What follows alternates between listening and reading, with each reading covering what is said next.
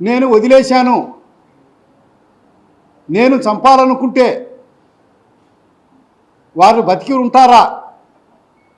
ప్రశాంతంగా ప్రజల మధ్య తిరుగుతున్నారు, రాబోయే రోజుల్లో కూడా వారు ప్రశాంతంగా ఉంటారు అని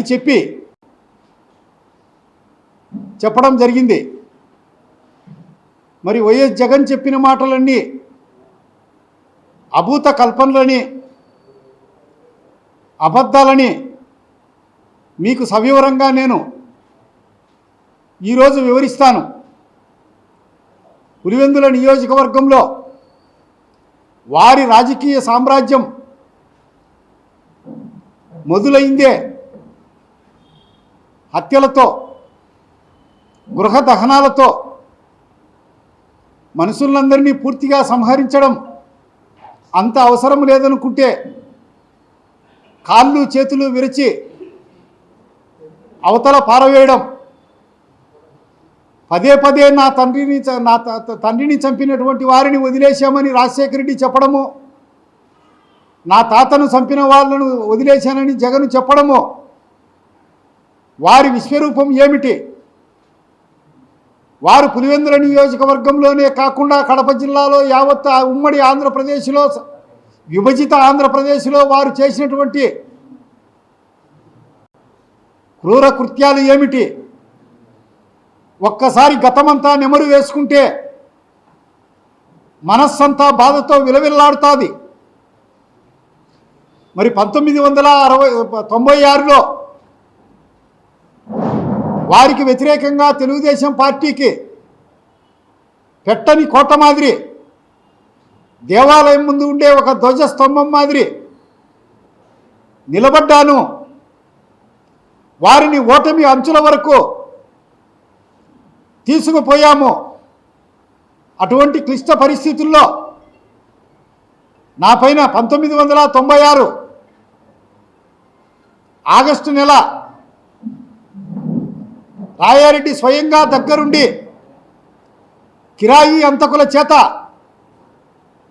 నన్ను విచక్షణారహితంగా నా శరీరమంతా ముక్కలు ముక్కలు అయ్యే విధంగా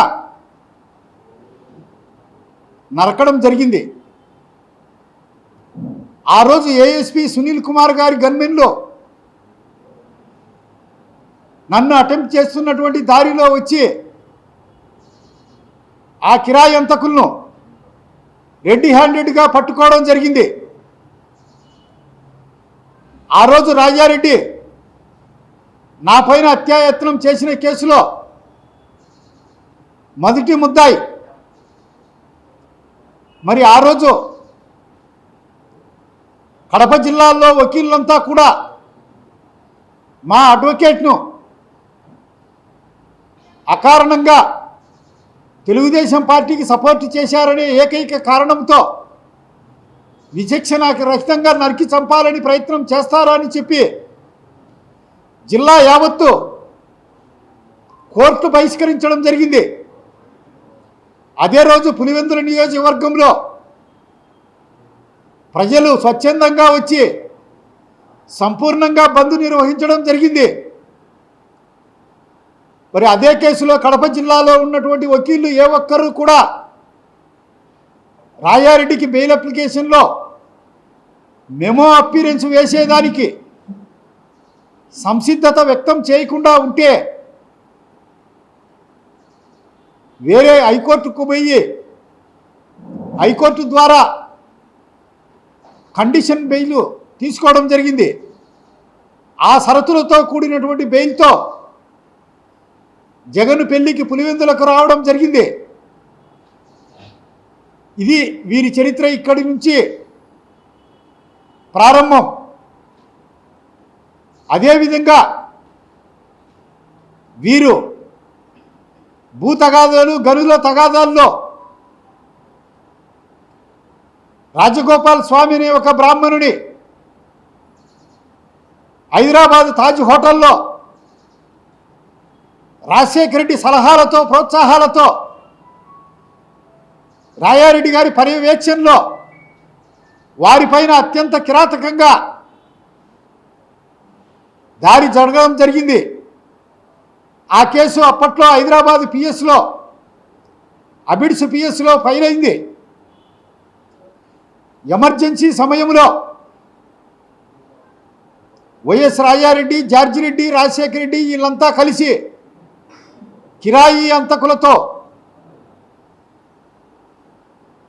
తన గనుల యజమాని అయినటువంటి పెద్ద భాగస్థుడైనటువంటి పద్మశాల క్షత్రియ కులస్థుడైనటువంటి వెంకట నరసయ్యను హతమార్చడం జరిగింది. చాలామంది 63 మంది అందులో దోషులుగా తేలారు.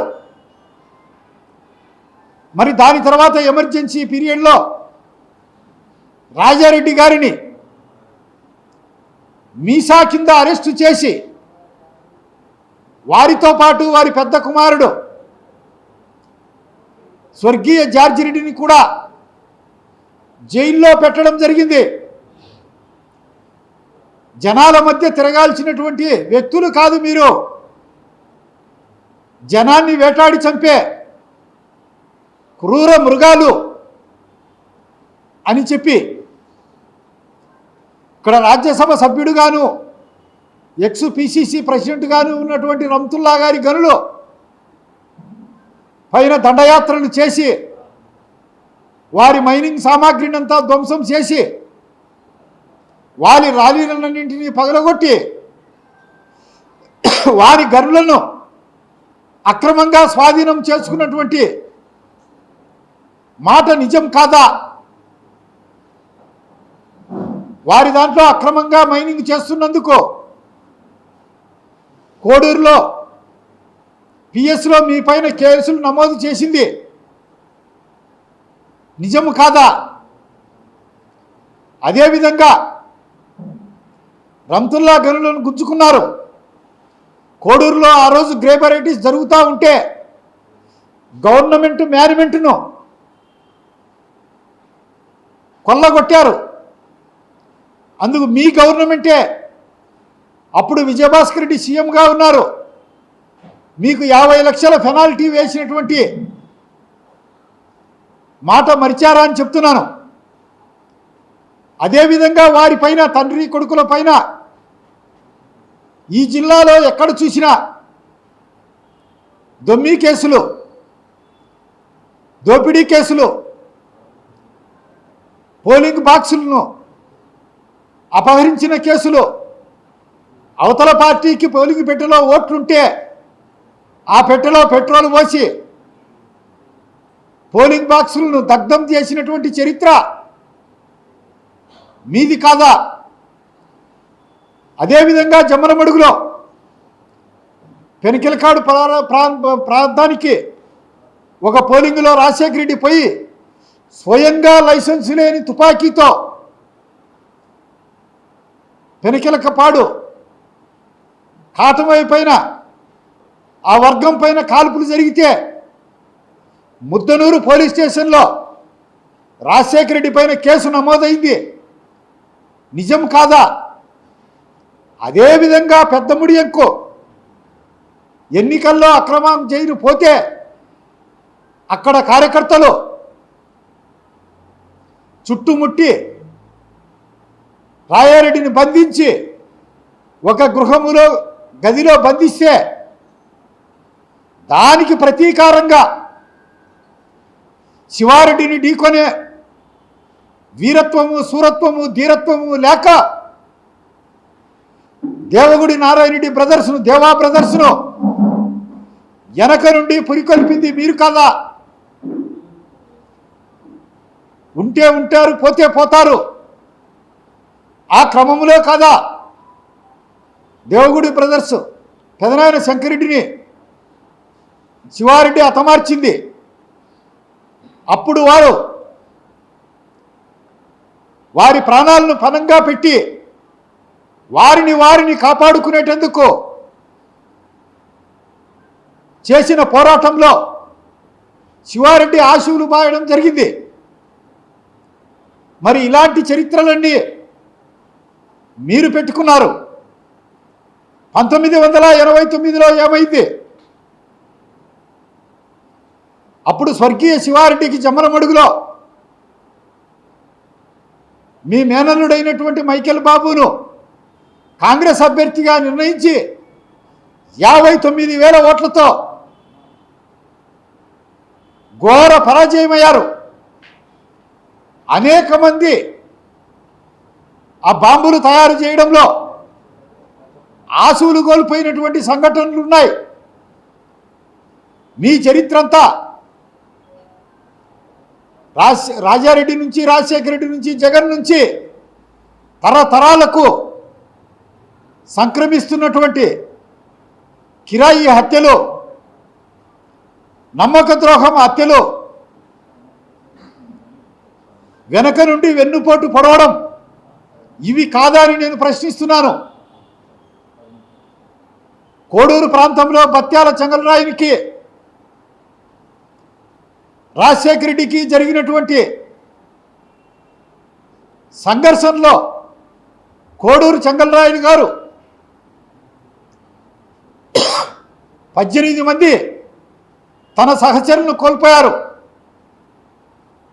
మీరు చేసినటువంటి హత్యాకాండలోనే సొంత సోదరుడైన సుబ్రహ్మణ్యాన్ని కోల్పోయాడు. మరి ఆ కేసులన్నీ కోడూరులో రాజారెడ్డి పైన రిజిస్టర్ అయి ఉన్నాయి. ఈనాటికి కూడా ఆ క్రైమ్ నెంబర్లు, ఛార్జ్షీట్ నెంబర్లు అందుబాటులో ఉన్నాయి. వారిపైన ఉన్నటువంటి కేసులు రాజంపేట, కోడూరు, ఓములవారిపల్లి, పులివెందుల, వేంపల్లి, వేముల, పెద్దముడియము, కడప, కాటమయ్య ఊరు, హైదరాబాదు, అన్ని చోట్ల ఉన్నాయి. పులివెందులలో మీరు రాజకీయ ఆధిపత్యం సాధించేటందుకు, రాజకీయంగా తిరుగు లేకుండా చేసేటందుకు మీరు చేసినటువంటి అక్రమాలు అన్నీ ఇన్ని కాదు. 1995లో మీ విధానాలతో మీ గుండాయిజం, రౌడీయిజం, దౌర్జన్యం, దురాగతాలన్నీ వ్యతిరేకిస్తూ మీకు వ్యతిరేకంగా వచ్చాం.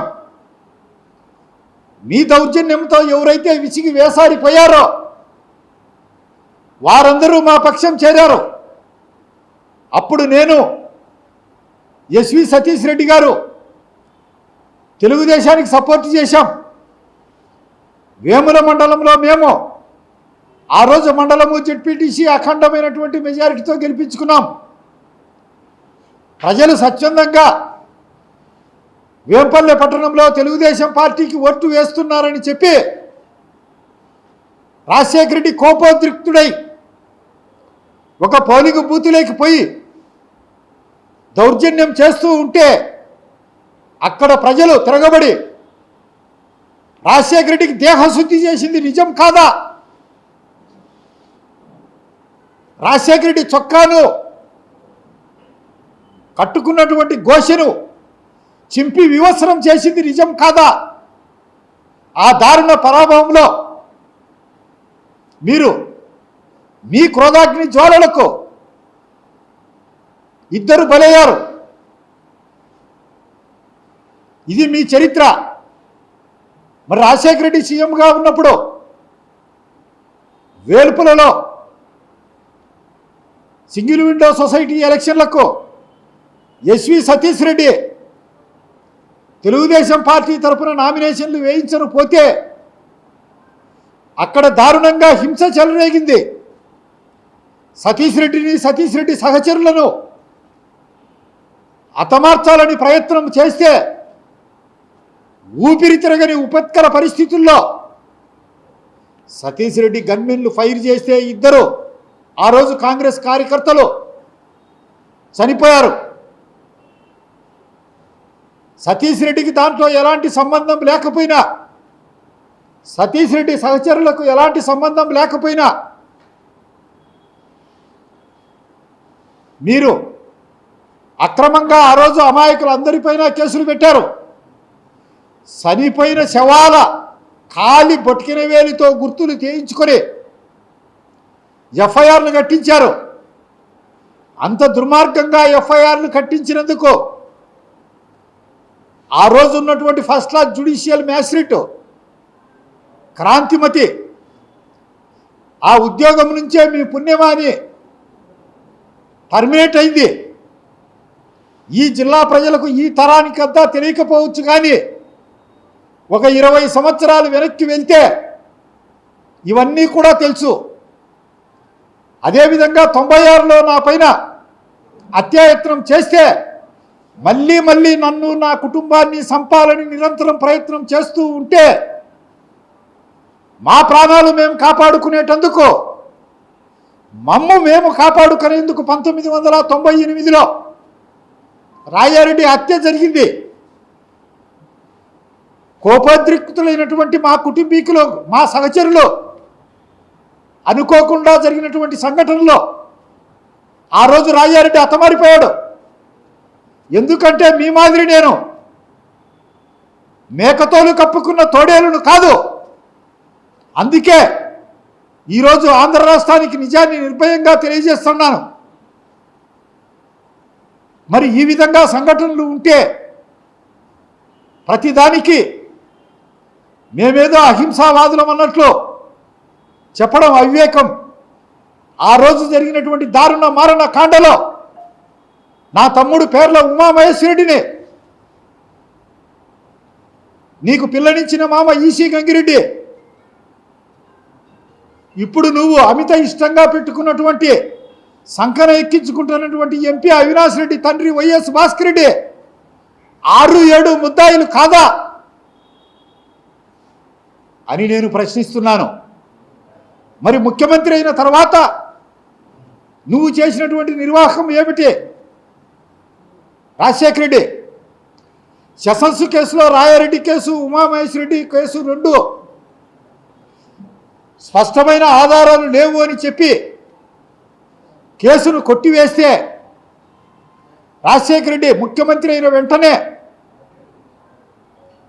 వాళ్ళ తండ్రి కేసు గవర్నమెంట్ అప్పీల్ చేసుకొని నా తమ్ముని కేసును గాలికి వదిలివేయడం జరిగింది. అటువంటి పరిస్థితుల్లో నేను అప్పీల్ చేసుకున్నాను, ప్రైవేట్ అప్పీల్. 2 కేసులు హైకోర్టులో తీర్పు ఏమొచ్చాయి? నీవు ముఖ్యమంత్రిగా ఉన్నావు కాబట్టి జ్యుడిషియరీని పిడికిట్లో పెట్టుకొని రాయారెడ్డి కేసులో మాకు అమాయకులైనటువంటి చాలామందికి జీవిత ఖైదు శిక్ష విధింపజేశావు. నా తమ్ముని కేసులో ముద్దాయిలైనటువంటి ఈసీ గంగిరెడ్డిని, భాస్కర్ రెడ్డిని తప్పించేందుకు నా కేసును కొట్టివేయించావు. మేము ఆ కేసులో మా అంతకు మేమే వాలంటరీగా మా సహచరులంతా లైపోయారు. ఆ రోజు రాజశేఖర రెడ్డి చనిపోయే వరకు చట్టబద్ధంగా జ్యుడిషియరీ పరంగా మాకు రావాల్సినటువంటి పెరోలు కూడా రాజశేఖర రెడ్డి హెలికాప్టర్ ప్రమాదంలో చనిపోయేంత వరకు మాకు పెరోలు రాలేదు. అది మీకందరికీ తెలుసు. రాయారెడ్డి పైన రౌడీ షీటు 1962లోనే పోలీసులు నమోదు చేశారు. 100 బైండ్ ఓవర్ కేసులున్నాయి. ఏ పండగ వచ్చినా, ఏ పబ్బం వచ్చినా మీ తాత ఉండేది ఆ రోజు ఇంట్లో కాదు, పోలీస్ స్టేషన్లో. అటువంటి కరడుగట్టినటువంటి అంతకుడు శాంతి కాముకుడు అయినట్టు మరి అనేక కేసుల్లో ముద్దాయిగా ఉండి ఈ రాష్ట్రంలో హైదరాబాదులో చెన్నారెడ్డిగా ఉన్నప్పుడు హిందూ ముస్లిం విభేదం సృష్టించి 100 మంది మరణానికి కారణమైనటువంటి రాజశేఖర రెడ్డి మీ వారు శాంతి ప్రవచనాలు చెప్పే అహింసామూర్తుల మరి వారి కడుపున పుట్టినటువంటి నువ్వు ఏం చేశావు? తండ్రి తర్వాత తండ్రి అంతటి వాడు మీ పినతండ్రి వివేకానంద రెడ్డిని రాక్షసంగా శత్రువులకు కూడా గుండెలు జారిపోయే భయంకరంగా అతి దయనీయంగా చిత్రవద చేసి చేపను కదా కడ్డీకి చెక్కి కాల్చి కాల్చి కాల్చి చంపినట్టు ఆయన్ని చిత్రవద చేసి చంపావు. చంపిందే కాక గుండెపోటు అని ప్రచారం చేయించావు గొడ్డలితో. శత్రువుకు కూడా అంత బాధ కలగకూడదు. గొడ్డలితో నరికి నరికి నరికి కాళ్ళతో చేతులతో తన్ని తన్ని తన్ని హార్ట్ పేషెంట్ అనుకోకుండా, వృద్ధుడు అనుకోకుండా సమరించావు. సమరించడమే కాకుండా ఆ కేసులో ఆంధ్ర రాష్ట్రం ముఖ్యమంత్రిగా ఉన్నటువంటి చంద్రబాబు నాయుడు గారు, జమ్మలమడుగు ఎమ్మెల్యేగా ఉన్నటువంటి ఆదినారాయణ రెడ్డి గారు మా చిన్నాయన్ను చంపారు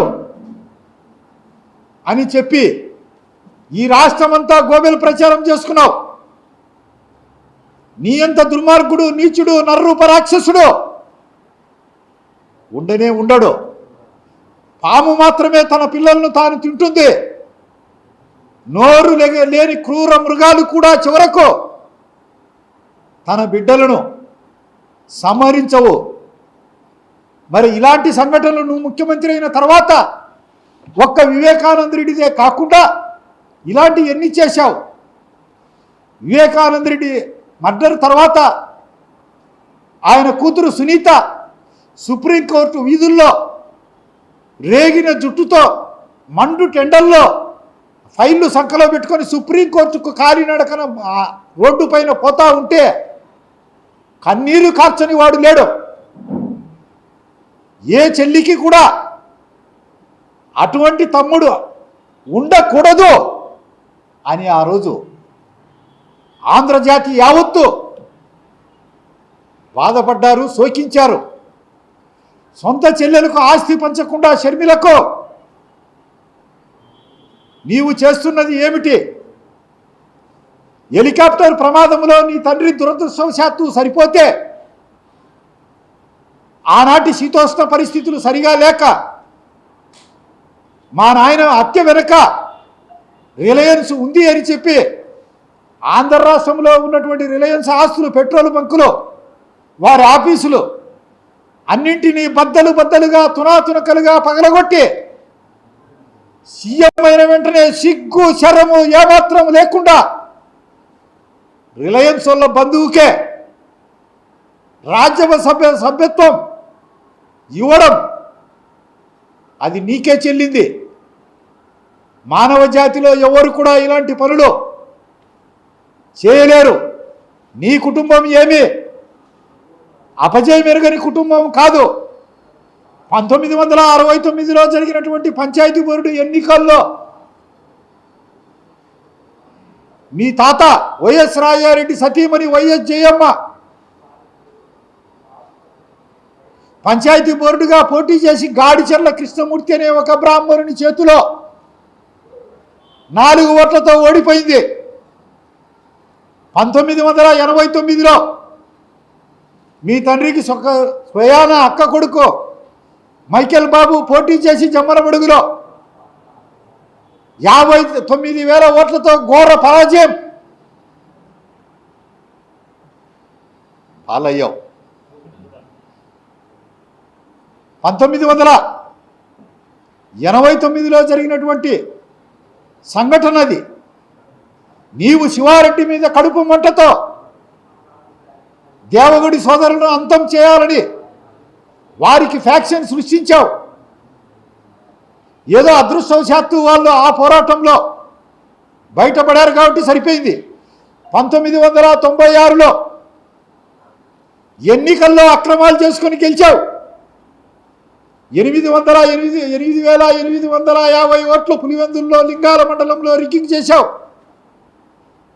కౌంటింగ్ నెంబర్ 5లో ఉండి నేను అన్నింటిపైన అర్జీలు పెట్టాను. కర్ణపాపపల్లి అనే గ్రామంలో ఓటర్ల జాబితాలో 700 ఓట్లుంటే 701 ఓటు ఓట్లుగా జాబితాలో నుంచి లేని కంటే కూడా ఎక్కువ ఆ రోజు పోలింగ్ చేశావు. ప్రిసైడింగ్ ఆఫీసర్ సంతకాలు లేవు. అవి తీసివేస్తే ఓడిపోతావు. ఇది కాకుండా ఆ రోజు జరిగినటువంటి ఎన్నికలో మరొక వ్యక్తి ఉన్నాడు, ఆదినారాయణ రెడ్డి. నీకు డబ్బు లేకపోతే చేతులు ఎత్తేస్తే ఆనాటి ప్రఖ్యాతిగాంచినటువంటి వకీళ్ళు పి ఓమిరెడ్డి, కృష్ణమూర్తి సారు, వీళ్ళంతా ఇప్పుడు డబ్బు ఖర్చు పెట్టకపోతే కాదంటే నా దగ్గర ఒక్క రూపాయి కూడా లేదు అని చేతులు ఎత్తినటువంటి క్లిష్ట పరిస్థితుల్లో ఆదినారాయణ రెడ్డి గారు అప్పు సప్పు తెచ్చి 26 లక్షలు ఖర్చు పెట్టి నీ కాడ 4,000 5,000 ఓట్లు జమ్మలమడుగులో మెజారిటీ వస్తే ఆ ఓట్లతో నీ తండ్రి గట్టెక్కాడు. 96 ఎన్నికల్లో ఏమి జరిగింది అందరికీ తెలుసు. మీదేదో రాజకుటుంబం అయినట్టు, హరిశ్చంద్రుడి వంశమైనట్టు, ఈ దేశ స్వాతంత్రం కోసం సర్వస్వం ద్వారా పోసినటువంటి స్వాతంత్ర సంగ్రామ సమర యోధుల కుటుంబం అయినట్లు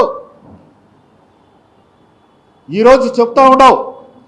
ఎందుకు ఇంత బలంగా చెప్తా ఉన్నానంటే 1995 తర్వాత జరిగినటువంటి దారుణ మారణ కండాలు, రిగ్గింగులు, గృహ దహనాలు, చీనీ చెట్లు కొట్టివేత, ఇవన్నీ కూడా ఈనాటి యువతరానికి తెలియవు.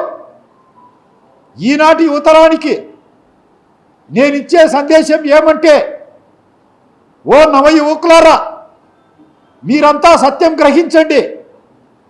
జగన్ అనే వ్యక్తి ఒక కరుడుగట్టిన భయంకరమైనటువంటి నేరస్తుడు. వాళ్ళ కుటుంబం యావత్తు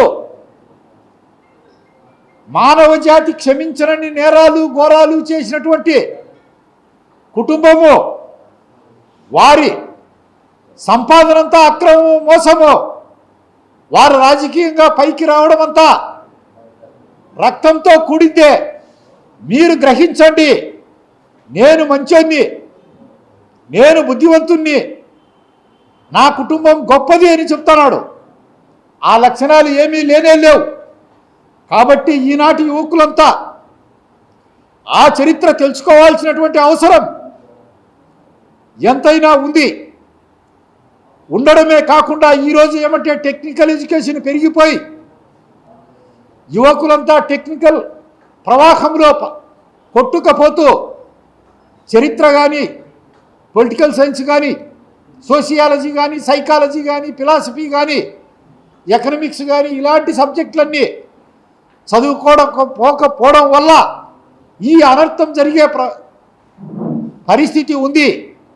1998 తర్వాత ఈ రాయలసీమలో ఫ్యాక్షన్ అంతా అంతమైపోయింది. అక్రమంగా, అన్యాయంగా అమాయకులను వధిస్తే, వ్యతిరేకం చేశారని వారిని చంపివేస్తే తిరగబడతారు. వారి ప్రాణం కాపాడుకునేందుకు తిరగబడతారు అనే దాంతో రాయలసీమలో కరుడుగట్టిన నేరకులు, అంతకులంతా కూడా అసర సన్యాసం చేశారు. అప్పటి నుంచి వేళ్ల మీద జరిగిన హత్యలు తప్ప లేనే లేవు. అందు ప్రభావంగానే పులివెందుల నియోజకవర్గంలో ఆనాడు 98 తర్వాత చంద్రబాబు నాయుడు గారు ప్రవేశపెట్టినటువంటి నూతన సంస్కరణల వల్ల 2500 మందికి సాఫ్ట్వేర్ ఉద్యోగులుగా పులివెందుల్లో ఉన్నారు. ఈరోజు పులివెందుల నియోజకవర్గంలో కత్తి కానీ, కొడవలి కానీ, తుపాకీ పట్టేవాడు కానీ ఒక్క పౌరుడు కూడా కాగడా వేసి వెతికినా కనిపించడు. యువ మిత్రులారా, మీరు జగన్ చెప్పేటివన్నీ విన్నారంటే, ఆ ప్రవాహ వేగంలో కొట్టుకుపోయారంటే, మీ పూర్వీకులు ఏ విధంగా అయితే కత్తికి ఖండలుగా ఖండించబడ్డారో, ఆ కుటుంబం కోసం ఏ విధంగా హత్యలు చేసి జైళ్లకు పోయి మళ్ళా మీరు మనసులు పోగొట్టుకొని మీ ఇంట్లో ఉన్నటువంటి మాతృమూర్తులు, అక్కలు, చెల్లెళ్ళంతా మంగళసూత్రాలు కోల్పోయి, నల్ల పూసల సౌరులు కోల్పోయి శోకంలో మునిగిపోయారో, కన్నీటి ప్రవాహంలో కొట్టుకుపోయారో, మీకు ఆ పరిస్థితి వద్దు. నిజంగా గుర్తించండి.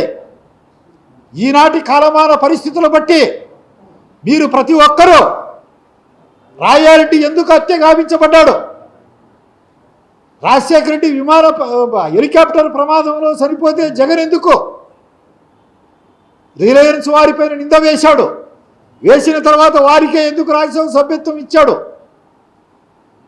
వివేకానంద రెడ్డి కేసులో ముద్దాయిలు ఎవరు?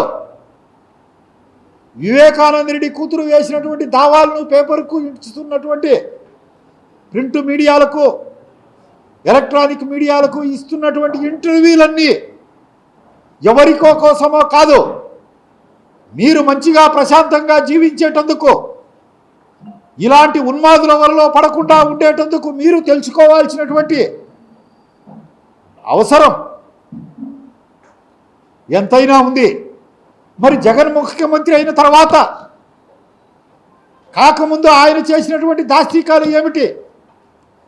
రాజశేఖర రెడ్డి ముఖ్యమంత్రిగా ఉన్నప్పుడు ఎరుకల కులానికి చెందిన ఎస్టీ అయినటువంటి మహేష్ అనే వ్యక్తిని చుట్టుముట్టి పట్టుకొని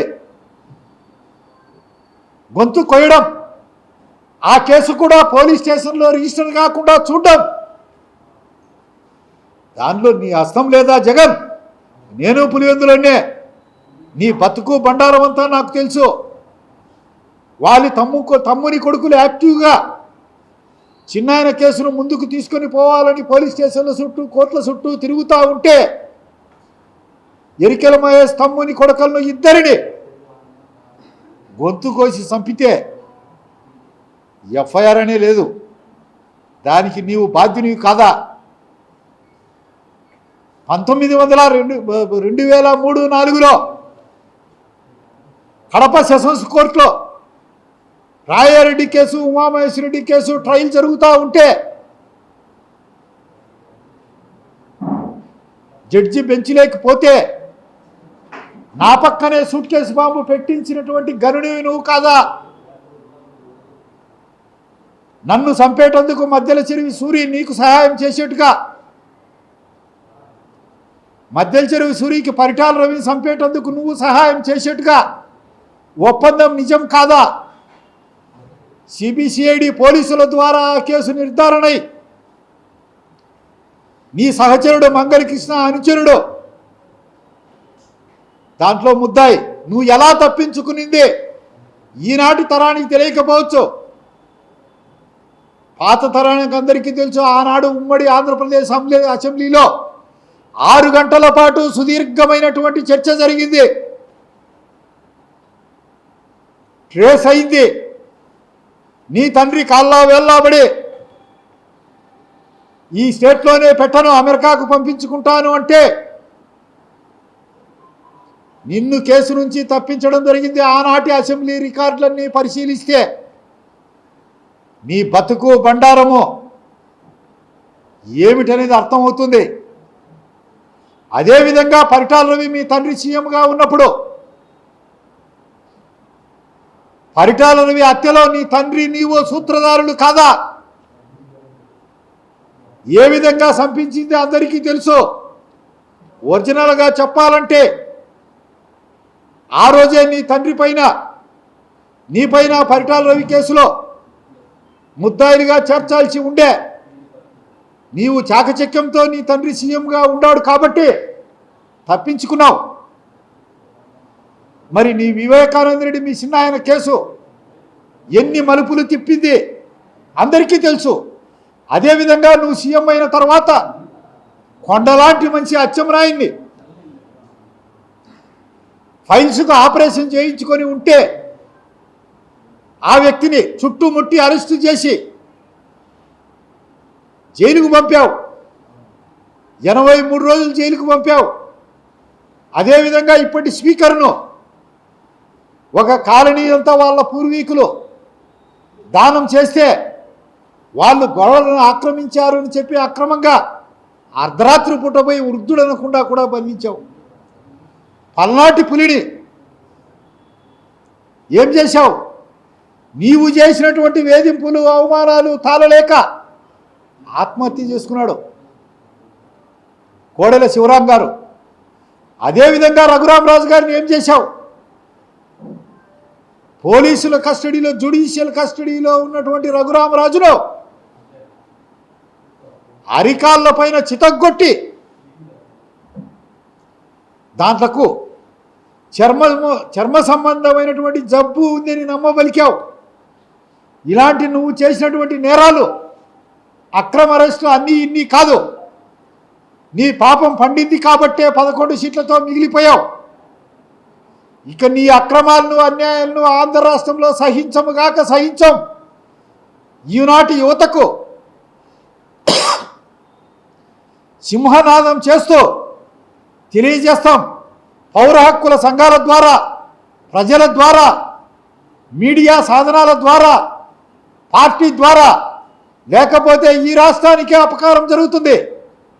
నీ దౌర్జన్యాలు, నీ ఫాల్స్ ప్రచారాలు, నీ గోబెల్స్ ప్రచారాలు ముందుకు సాగనిస్తే ఆంధ్రజాతి నీలమట్టం అవుతుంది. ఆంధ్రజాతి ప్రగతి పురోగమనంతో ముందుకు పోవాలన్నా, ఆంధ్రజాతి అభ్యుదయం గావించాలన్నా, సౌభాగ్యంగా వర్ధిల్లాలన్నా, అమరావతి రాజధాని నగరంగా ఉండాలన్నా, పాడి పంటల సౌభాగ్యంతో డ్రిప్పులతో రాయలసీమ విలసిల్లాలన్నా, రాయలసీమ పెండింగ్ ప్రాజెక్టులన్నీ పూర్తి కావాలన్నా, నీలాంటి వాడు శ్రీకృష్ణ జన్మస్థానంలో ఉండాలి. అదే జరగన్నాడు ఆంధ్ర రాష్ట్రానికి నష్టం జరుగుతుంది. ఆ నష్టాన్ని నివారించేందుకు ఆంధ్ర రాష్ట్రం అంతా తిరుగుతాం. ప్రతి గ్రామం, ప్రతి వ్యక్తికి తెలియజేస్తాం. చంద్రబాబు నాయుడు గారిని 74 సంవత్సరాల వయసులో నీ తండ్రి వయసు వంటి వాడు ఎలాంటి ఆధారాలు లేకుండా అర్ధరాత్రి పూట గాఢ నిద్రలో ఉన్నప్పుడు పోలీసుల చేత అరెస్టు చేయించి 53 రోజులు జైల్లో పెట్టావు. నీ పాపాలు పండే రోజు వచ్చింది. అందుకు నీ అక్రమాలన్నీ కూడా మాలాంటి శాంతి యోధులం తీసుకుపోతాం. మీ తండ్రి చనిపోయే వరకు 6 సంవత్సరాలు మాకు పెరలు లేని బాధ. మా మైనింగ్ ఏజెన్సీలన్నీ బళ్ళారిలోను, వేముల్లోను టిఫిన్ బెరేసి నీ తండ్రితో కలిసి నీవు రద్దు చేయించినటువంటి వేదన, మా ఇల్లు, మా తోటలు, మా సహచరులయ్యి, మా సానుభూతి పరులయ్యి, మా పార్టీ వారి కూల్చినటువంటి అన్నీ మాకున్నాయి. నిన్ను దౌర్జన్యం చేయనీయకుండా నీ మోసాలు ఇవన్నీ కూడా యువతరానికి తెలియజేయడమే మాకు అన్నింటికంటే పవిత్రమైనటువంటి కర్తవ్యము అని మీకందరికీ నేను సవినయంగా తెలియజేసుకుంటున్నాను.